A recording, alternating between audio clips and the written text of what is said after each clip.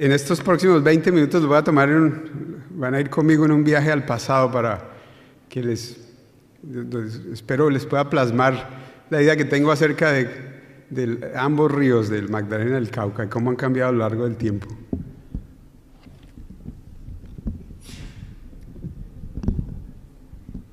Y el agua en el... ¿Será que usted me la puede quitar? ¿Lo va a sacar? Sí. Ya cuando uno piensa en el cambio climático hay mucha énfasis en temperatura, pero si usted trabaja en el trópico se da cuenta que la diferencia realmente es en el agua. Aquí en la gráfica ustedes ven un montón, cada uno de estos puntos representa la precipitación en el eje Y y la temperatura en el eje X de montones de bosque, de tipos de bosque que hay por todo el trópico, desde África, Asia y Sudamérica. Usted se da cuenta que lo que hace la diferencia del tipo de vegetación que existe es la precipitación. Es decir, que a una misma temperatura dada usted puede pasar de un bosque tropical húmedo a un bosque tropical seco, a una sabana, a un desierto. Así que en el trópico lo que realmente importa a la luz de este cambio climático que está pasando es el agua. ¿Qué tanto llueve y cuál es la longitud de la época seca? Ahora, cuando usted habla de tiempo, para un geólogo, yo soy geólogo, uno dice millones de años, y para uno es natural, pero yo sé que la mayoría de la gente no piensa acerca de esto porque es algo súper esotérico. ¿Sí? Para que estemos hablando del mismo idioma, imagínense que la longitud de la duración de la Tierra está representada aquí en esta cancha de fútbol. Es decir, que el comienzo del planeta estaría en 4.500 millones en un extremo de la cancha. El comienzo de la vida estaría aquí en los 3.500 millones de años. La extinción, cuando aparecen las plantas, sería aquí a 434 millones de años. Cuando se extinguen los dinosaurios, sería apenas a 1,5 metros del final de la cancha. Y la aparición de nosotros, de nuestra especie, sería apenas en los últimos 50 micras de toda esta cancha. En la época que estamos viviendo ha sido supremamente fría en relación a los últimos 65 millones de años del planeta. Ahora, si nos enfocamos solamente, no viendo esta gráfica de 65 millones de años, sino el último millón de años, aquí representado en esta gráfica, en el eje Y, es tiempo, 0 está arriba y 1 millón de años está abajo. Esta curva que ustedes ven es la variación de temperatura que ha existido, el planeta ha tenido. La varianza de la precipitación anual es supremamente grande, casi 481 milímetros. La precipitación está cambiando todos los años, sube y baja, sube y baja. Usted podría encontrar fácilmente una serie de 4 años y decir, la precipitación está incrementando, pero usted se mueve 5 años después y va a encontrar una serie que dice, la precipitación se está disminuyendo. Pero piensen ustedes que toda esta variación de los últimos 90 años en precipitación está marcada por el clima del último millón de años, que también en sí está variando. Eso quiere decir que la precipitación de hoy es el producto de lo que está pasando hoy, pero el producto de lo que ha estado pasando hace 1.000 años, hace 100.000 años, hace 1 millón de años, hace 10 millones de años. Y la única forma de predecir cuál va a ser la precipitación del futuro es entender cada uno de estos componentes que está añadiendo a la precipitación que podamos predecir.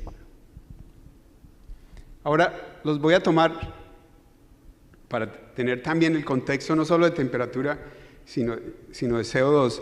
Si usted mira la concentración de CO2 de los últimos 120 millones de años, se dará cuenta que el nivel de CO2 que tenemos hoy en día, que es 410 partes por millón, ha sido bastante común en la historia geológica de nuestro planeta. La mayor parte del tiempo de los últimos 120 millones de años, el CO2 ha estado por encima del nivel que tenemos hoy en día. Y también que el nivel que tenemos hoy en día, 410 partes por millón, usted tendría que rezar al menos 4 millones de años para tener un CO2 similar al que tenemos hoy en día. Eso quiere decir que usted y yo, el CO2 que estamos respirando en este momento, ningún otro ser humano que ha existido desde que nuestra especie apareció ha aspirado un CO2 de este nivel. Quiere decir que para entender lo que está pasando y lo que seguirá pasando, tenemos que regresar al pasado geológico, porque no hay ningún antecedente histórico que se parezca a lo que hemos producido en un tiempo tan corto. Si ustedes miran las predicciones que estos 7 modelos climáticos que presentan las Naciones Unidas cada 4 o 5 años, cuáles son sus predicciones, en qué cosas se parecen, en qué cosas se diferencian. La mayor contradicción que existe hoy en día es qué le va a pasar a la precipitación en la Amazonía. Hay una serie de modelos climáticos que predicen que la Amazonía se va a secar, otros modelos climáticos que predicen que va a ser mucho más húmeda. Obviamente una solución sería esperar 150 años a ver quién tiene la razón, pero no creo que sea buena idea. La otra es regresar al pasado geológico para entender y poder predecir qué le va a pasar a la Amazonía, porque esto nos afecta a todos. Ahora les voy a tomarlos en un viaje tanto para el río Cauca, para el río y después en el río Magdalena. El río Cauca es un río increíblemente fascinante, porque es un río que realmente son 2 ríos. En el Valle del Cauca es un río súper meándrico, pero este río está a 900 metros de elevación. Y también el río Cauca es súper interesante porque es un río que atraviesa una montaña. Si ustedes miran la primera parte del río Cauca, que va por el Valle del Cauca, ese es un río Cauca que yo llamo, y el segundo río Cauca es ya cuando llega a las planicies del Valle Inferior del Magdalena. Bueno, este río atravesó la cordillera. Supremamente raro, ¿cómo hace un río para atravesar toda una cordillera?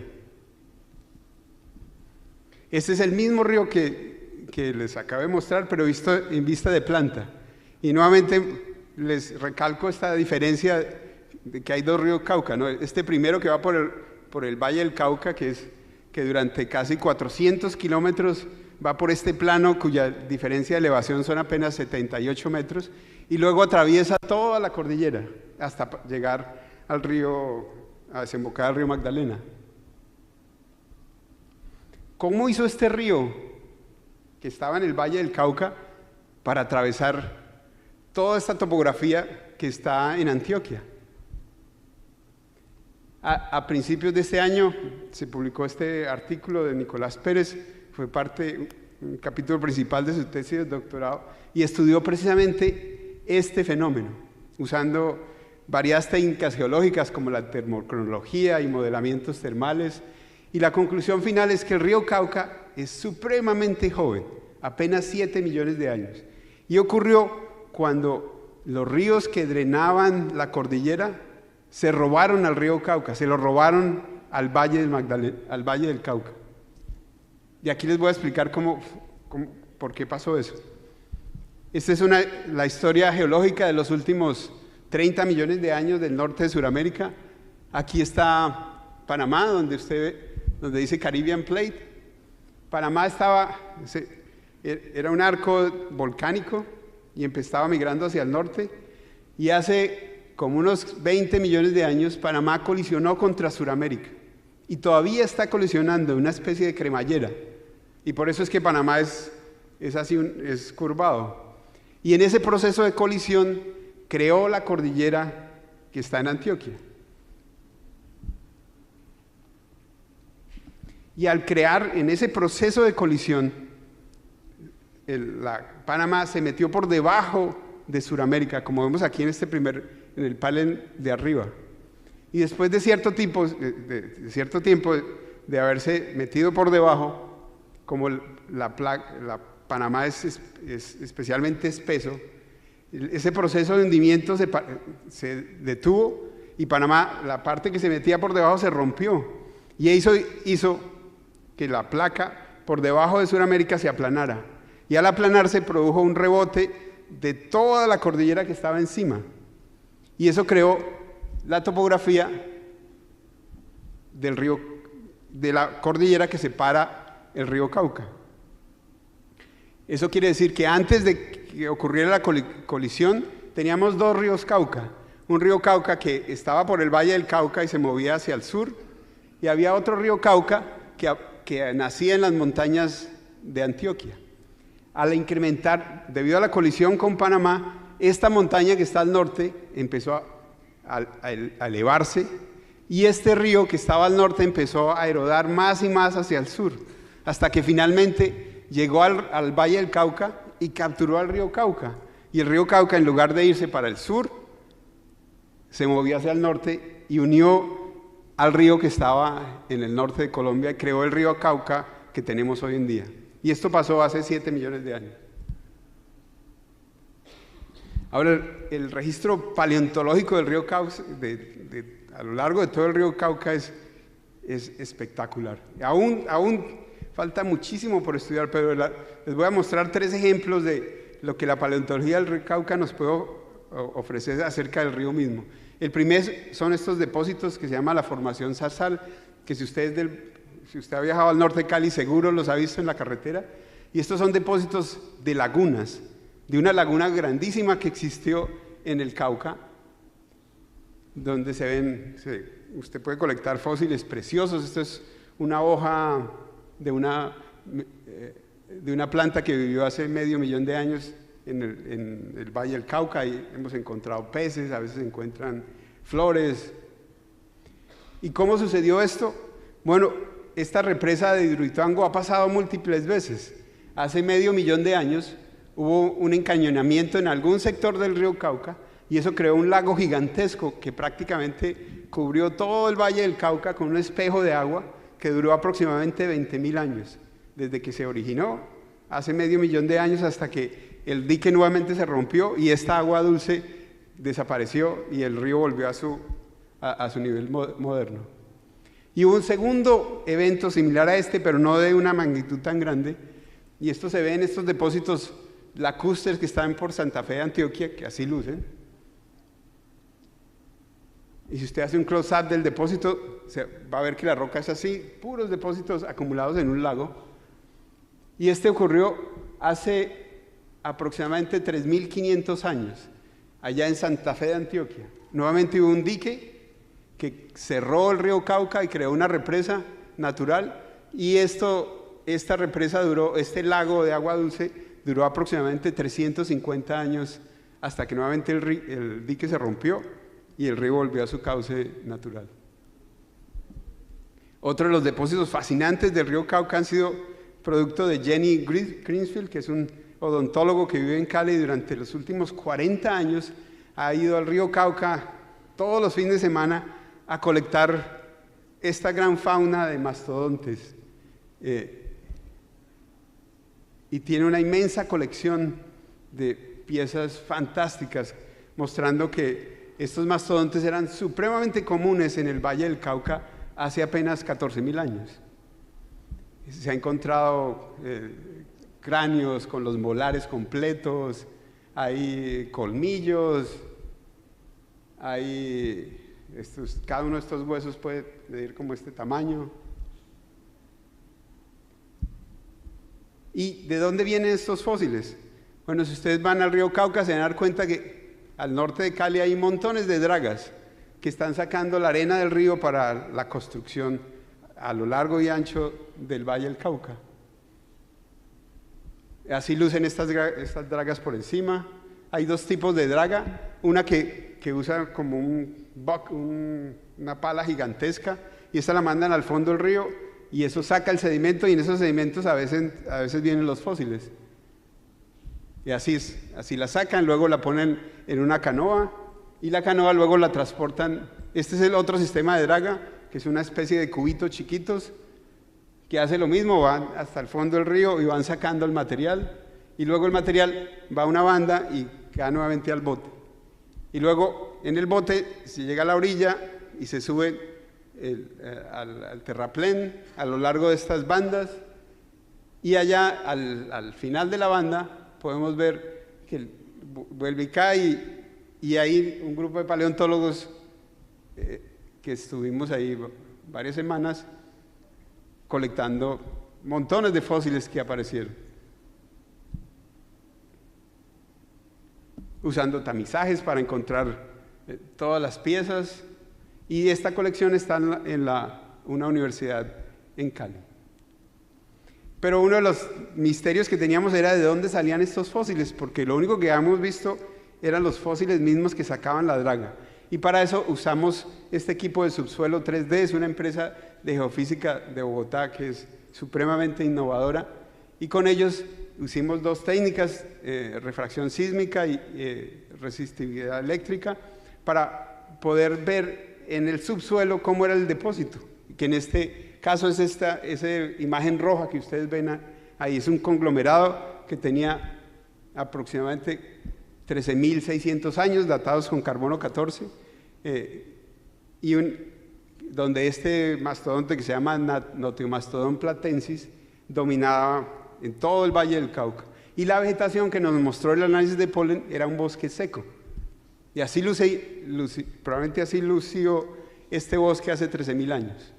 Estos mastodontes caminando por estos bosques secos del Valle del Cauca. Obviamente la transformación del paisaje hoy es gigantesco y apenas usted ve uno que otro esbozo de bosque seco, pero hace 14.000 años, imagínense, todo este plano estaría cubierto por un bosque seco y estos mastodontes estarían por todos lados y ya había gente viviendo con los mastodontes. Ya en el siguiente bloque, ya creo que ya cerca a terminar, les voy a hablar del río Magdalena, que también, el río Magdalena también son dos ríos en sí y también es supremamente joven. Y realmente el río Magdalena yo lo dividiría en dos, al norte de Girardot y al sur de Girardot.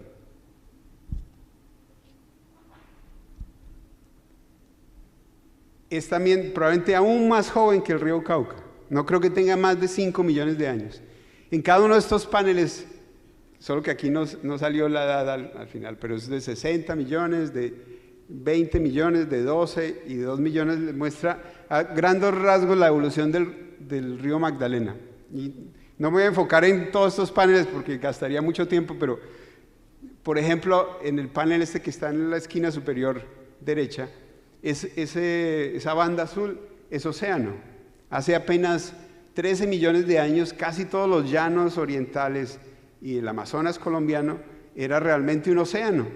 Uno podía ir en bote desde Barranquilla y salir al río Paraná al sur, al extremo sur de Sudamérica, porque era un mar somero que atravesó toda la Amazonía y la transformó completamente hace 12 millones de años. Y el río Magdalena como tal, apenas, como les dije al principio, no debe tener más de 5 millones de años. Y ocurrió cuando el último segmento de la cordillera oriental se levantó, y es aquí en Mocoa. Este pedazo se levantó hace muy poquito tiempo, y eso es lo último que faltaba para que el río Magdalena existiera como existe hoy en día. Y el registro fósil del río Magdalena es fascinante. Es probablemente el depósito más rico de fósiles que tiene del Cenozoico, es decir, de los últimos 60 millones de años, que usted puede encontrar en cualquier sitio del trópico, ya sea de Asia, de África o de América. Y este sitio se llama La Tatacoa, o también usted lo encuentra como La Venta o Villavieja. Yo no sé si ustedes han ido algún día a este sitio, si no han ido, se lo recomiendo, es un paraíso paleontológico, donde usted camine va a encontrar fósiles supremamente bien preservados, y es uno de los buenos sitios en Colombia para ver estrellas también. Aquí, por ejemplo, vemos un cráneo de un mamífero que era súper común en La Venta.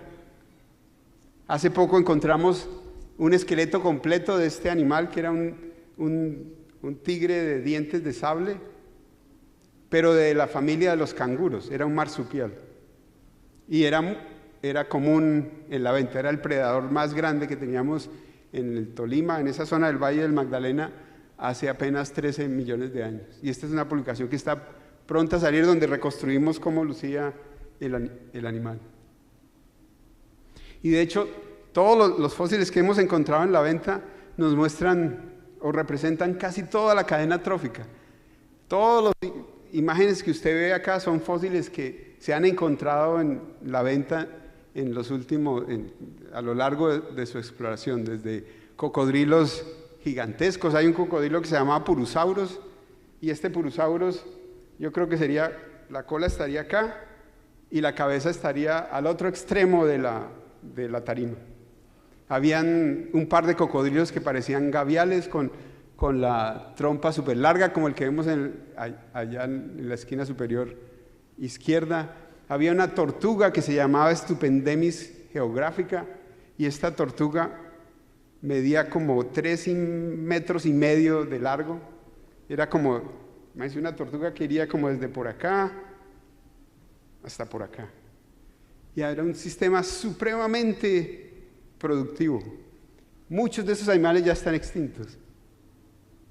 De hecho, así pensamos que lucía esta zona, este desierto que es hoy en día la Tatacoa, hace 11 millones de años. Un bosque tropical húmedo con una gran cantidad de mamíferos supremamente productivos. Habían manatís, delfines, muchos primates.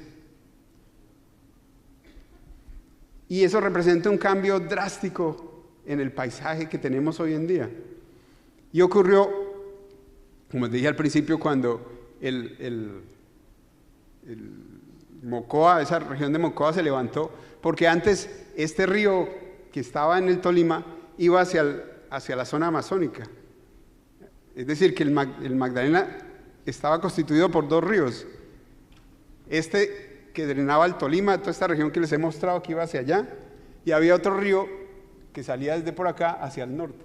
Y los 2 ríos eran completamente independientes. Y hace apenas 5 millones de años es que estos 2 sectores se unieron y el río Magdalena nació como lo conocemos hoy en día. Y ese cambio también hizo posible o fue el que ocasionó que la Venta se transformara de un bosque tropical húmedo de estilo amazónico al desierto que tenemos hoy en día, que también es muy joven. Y hay una serie de estudios geológicos previos también que nos muestran que antes de que existiera la Venta también había un lago de agua dulce que duró como 2 millones de años. Lo que les quiero mostrar es que la historia geológica de esta región, o en general de Colombia, es compleja porque nosotros somos un país tectónicamente activo, donde se han creado cordilleras, se han destruido cordilleras y aún se siguen creando cordilleras. Es paradójico que el colombiano promedio no sabe mucho de ciencias de la Tierra, a pesar de que vivimos en un país de los países en el mundo geológicamente más activos. Y por eso es que hace unos 4 años hicimos este libro que se llama Hace Tiempo, un viaje paleontológico ilustrado por Colombia, que ustedes pueden encontrar gratis en la página del Instituto Humboldt. Hemos hecho 3 tirajes y vamos a tener una nueva edición que va a salir en la Feria del Libro en Bogotá en abril, que va a añadir 3 capítulos más.